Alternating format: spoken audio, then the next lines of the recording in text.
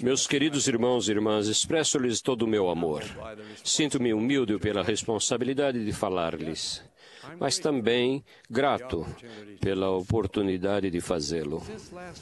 Desde a última vez em que nos reunimos numa conferência geral, há 6 meses, houve sinais contínuos de que a situação do mundo não está exatamente como gostaríamos que estivesse. A economia mundial, que há 6 meses parecia estar afundando, agora parece ter mergulhado de cabeça, e há muitas semanas as perspectivas econômicas pareceram estar um tanto sombrias.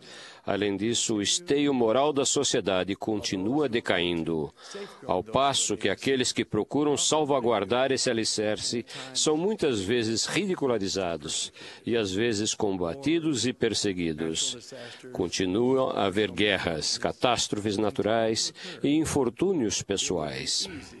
Seria fácil ficarmos desanimados e descrentes em relação ao futuro, ou até temerosos do que está por vir, se nos concentrássemos apenas no que está errado no mundo e em nossa própria vida. Hoje, em vez disso, gostaria de afastar nossos pensamentos e atitude dos problemas que nos cercam e centralizar a atenção nas bênçãos que temos como membros da Igreja. O apóstolo Paulo declarou: porque Deus não nos deu o espírito de temor, mas de fortaleza e de amor e de moderação. Ninguém passa pela vida sem problemas e desafios, e às vezes até tragédias e infortúnios. Afinal, em grande parte, estamos aqui para aprender e crescer por meio desses acontecimentos em nossa vida. Sabemos que há momentos em que teremos sofrimento, pesar e tristeza. Contudo, foi-nos dito: Adão caiu para que os homens existissem, e os homens existem para que tenham alegria. Como podemos ter alegria na vida a despeito de tudo que venhamos a enfrentar? Novamente, as Escrituras declaram: portanto, tende bom ânimo e não temais, porque eu, o Senhor, estou convosco e ficarei ao vosso lado. A história da Igreja, nesta dispensação da plenitude dos tempos, está repleta de experiências de pessoas que enfrentaram dificuldades, mas ainda assim permaneceram firmes e tiveram bom ânimo, centralizando a vida no Evangelho de Jesus Cristo. Essa atitude é o que vai nos ajudar a superar qualquer coisa que venhamos a enfrentar. Não vai fazer nossos problemas desaparecerem, mas vai permitir que enfrentemos os desafios com coragem e saiamos deles vitoriosos. São incontáveis os exemplos de pessoas que enfrentaram situações difíceis, mas perseveraram e venceram graças à fé no Evangelho e no Salvador, que lhes deram a força de que necessitavam. Nesta manhã, porém, gostaria de compartilhar com vocês 3 desses exemplos. Primeiro, da minha própria família. Gostaria de mencionar uma experiência tocante que sempre foi uma inspiração para mim. Meus bisavós maternos, Gibson e Cecilia Sharp Condy, moravam em Clackmannan, Escócia. As famílias deles trabalhavam na mineração de carvão. Estavam em paz com o mundo, cercado de parentes e amigos, tendo uma casa razoavelmente confortável no país que amavam. Então, ouviram a mensagem dos missionários da Igreja de Jesus Cristo dos Santos dos Últimos Dias. E foram, no fundo de sua alma, convertidos. Ouviram o chamado para que os santos reunissem em Sião e souberam que precisavam atender a esse chamado. Por volta de 1848, venderam suas propriedades e se prepararam para a perigosa viagem através do imenso Oceano Atlântico. com 5 filhos pequenos, subiram a bordo de um navio à vela, com tudo o que possuíam neste mundo dentro de um pequeno baú. Viajaram quase 5.000 quilômetros de navio. 8 longas e cansativas semanas no mar traiçoeiro, observando e esperando, consumindo água e alimentos de má qualidade, sem contar com nenhuma ajuda fora daquele pequeno barco. No meio daquela situação angustiante, o jovem Nathaniel ficou doente. Não havia médico ou farmácia onde pudessem comprar remédios para aliviar o sofrimento. Cuidaram dele, oraram, esperaram e choraram. Ao verem seu estado de saúde piorar dia a dia, quando finalmente seus olhos se fecharam na morte, sentiram o coração dilacerado. Para aumentar sua dor, as leis do mar precisavam ser cumpridas. Envolto em uma lona, amarrada a um peso de ferro, o pequeno corpo foi lançado às águas, que foram sua sepultura. Somente aqueles puderam sentir o esmagador que lhes oprimia o coração. No entanto, com fé proveniente de sua profunda convicção da verdade e seu amor pelo Senhor, Gibson e Cecília permaneceram firmes. Foram consolados pelas palavras do Senhor: no mundo tereis aflições, mas tende bom ânimo. Eu venci o mundo. Quão grato sou por ter antepassados que tiveram fé suficiente para deixar seu lar confortável e viajar para Sião, fazendo sacrifícios que mal consigo imaginar. Agradeço a meu Pai Celestial pelo exemplo de fé, coragem e de determinação de Gibson e Cecília Sharp Conde, que deixaram para mim e para toda a sua posteridade. Apresento a seguir um homem educado e cheio de fé, que foi um epítome da paz e alegria que o Evangelho de Jesus Cristo pode proporcionar à vida de uma pessoa. Eu vejo John Grobert na audiência. Acho que ele vai se lembrar desta experiência. Certo dia, à tarde e na noite, numa ilha do Pacífico, um pequeno bote aportou em silêncio no tosco cais. 2 mulheres polinésias ajudaram Meli Molipoa a sair do barco e o conduziram pelo caminho de terra que levava até a estrada da vila. As mulheres ficaram admiradas com as estrelas reluzentes que brilhavam no céu da meia-noite. O luar as guiava pelo caminho. No entanto, Meli Molipoa não podia apreciar as maravilhas da natureza, a lua, as estrelas, o céu, porque era cego. O irmão Molipoa tivera visão normal até o dia fatídico em que, ao trabalhar numa plantação de abacaxis, a luz subitamente se tornou em trevas e o dia se transformou numa noite eterna. Sentiu-se deprimido e desanimado, até conhecer as boas novas do Evangelho de Jesus Cristo. Colocou a vida em harmonia com os ensinamentos da Igreja e, novamente, sentiu esperança e alegria. O irmão Molipoa e seus entes queridos fizeram uma longa viagem ao saber que um portador do sacerdócio de Deus visitaria a Oceania. Ele queria receber uma bênção, e eu tive o privilégio, juntamente com outro portador do sacerdócio de Melquisedeque, de dar-lhe essa bênção.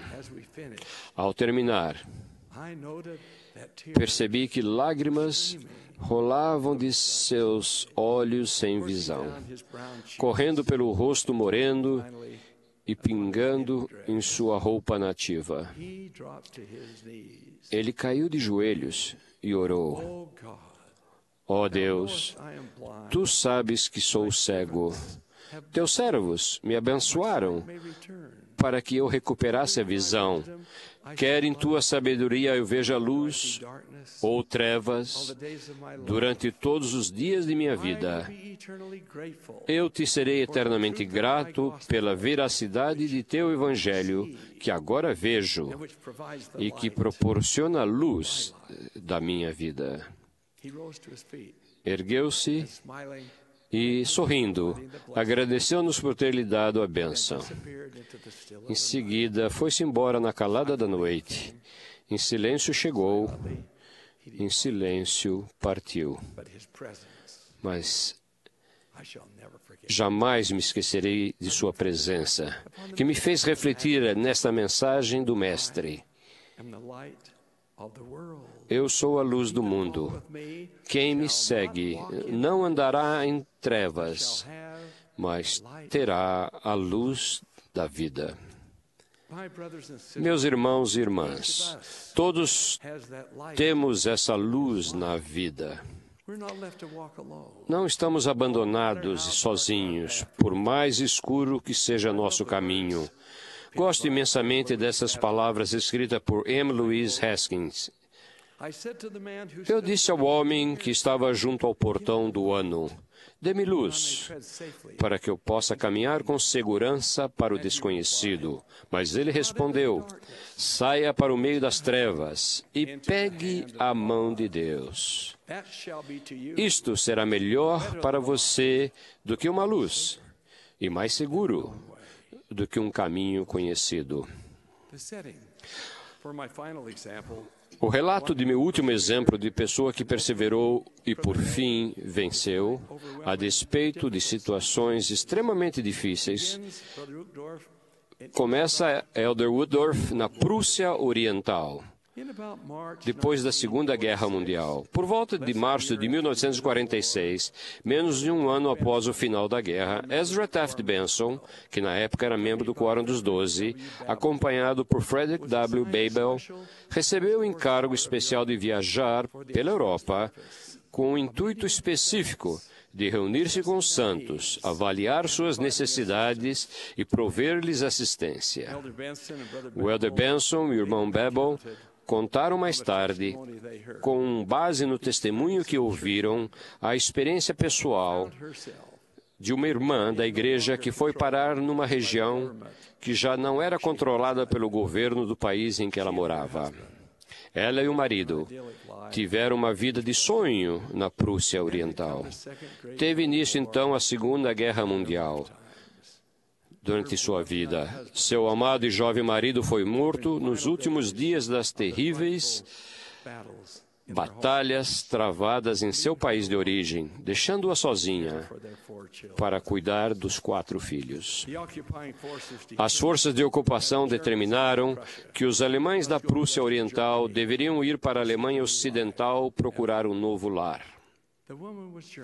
A mulher era alemã, portanto teve que ir.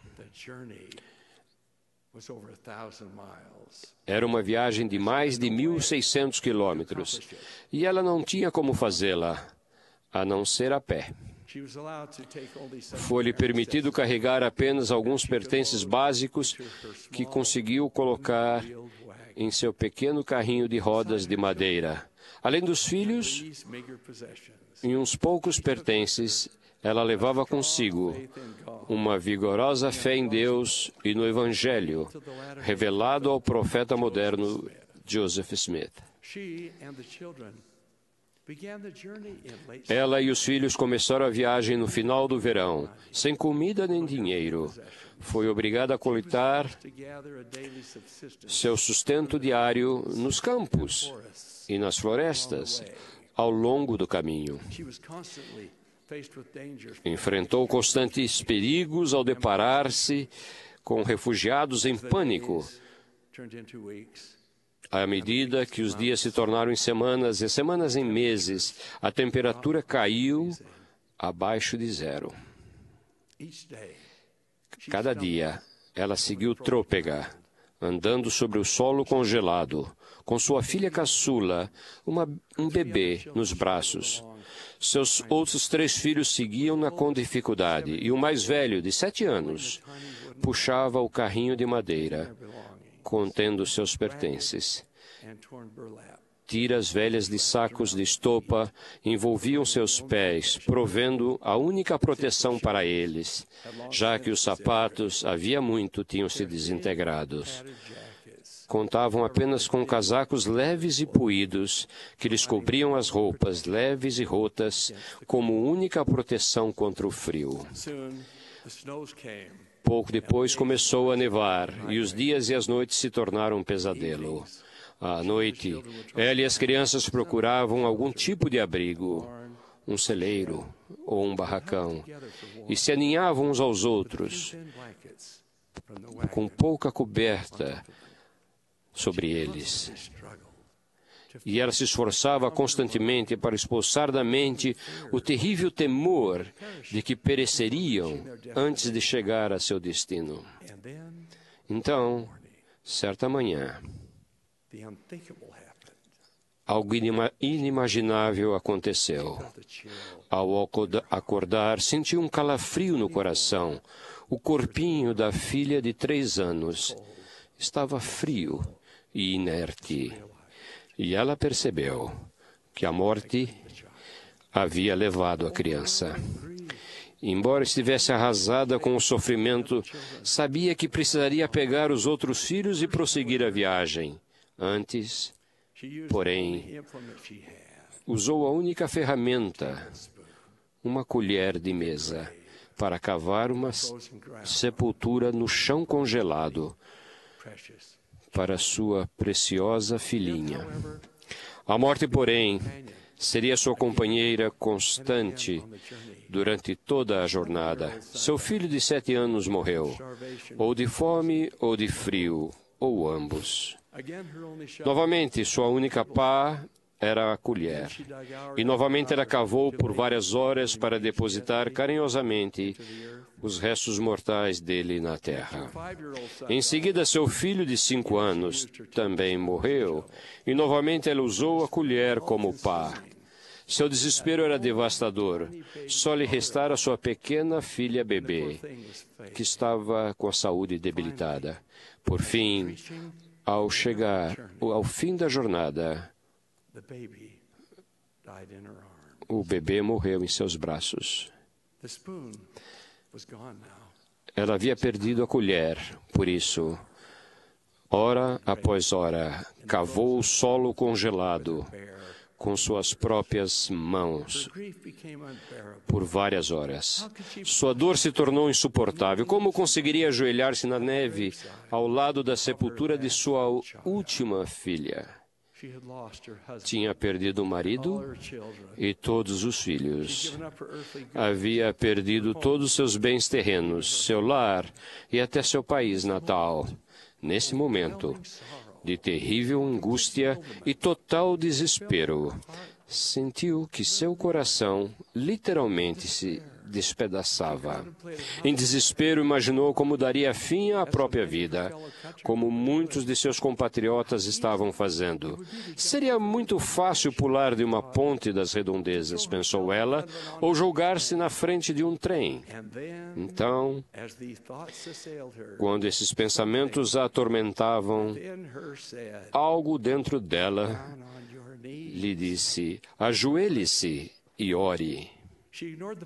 Ela ignorou o sentimento, até que não conseguiu mais resistir. Ajoelhou-se e orou mais fervorosamente do que já havia feito em toda a vida. Querido Pai Celestial, não sei mais como prosseguir. Nada me restou, a não ser minha fé em Ti. Sinto, Pai, em meio à desolação de minha alma, uma imensa gratidão pelo sacrifício expiatório de Teu Filho, Jesus Cristo. Não consigo expressar todo o amor que sinto por Ele.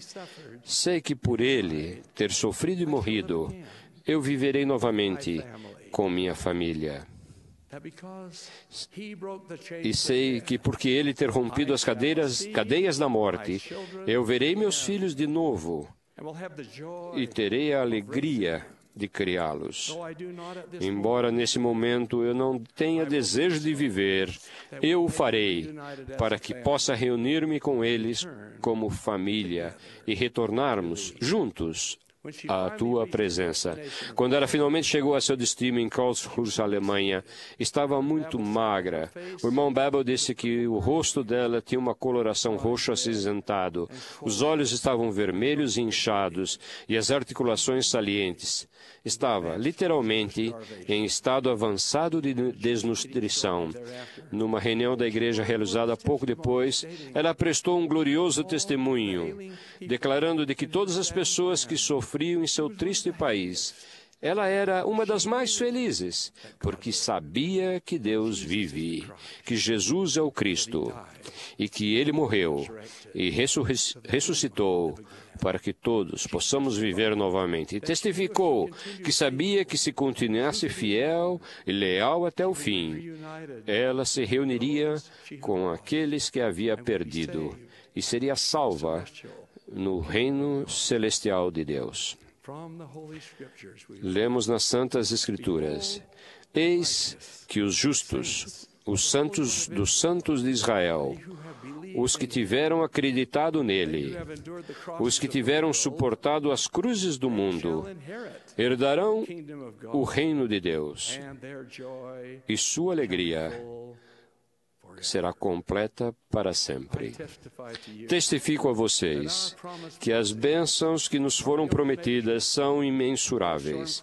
Embora se formem nuvens de tempestade, embora a chuva se derrame sobre nós, nosso conhecimento do Evangelho e nosso amor pelo Pai Celestial e por nosso Salvador vão consolar-nos e dar-nos alento e alegria ao coração, se andarmos em retidão e guardarmos os mandamentos. Não haverá nada neste mundo que possa nos derrotar.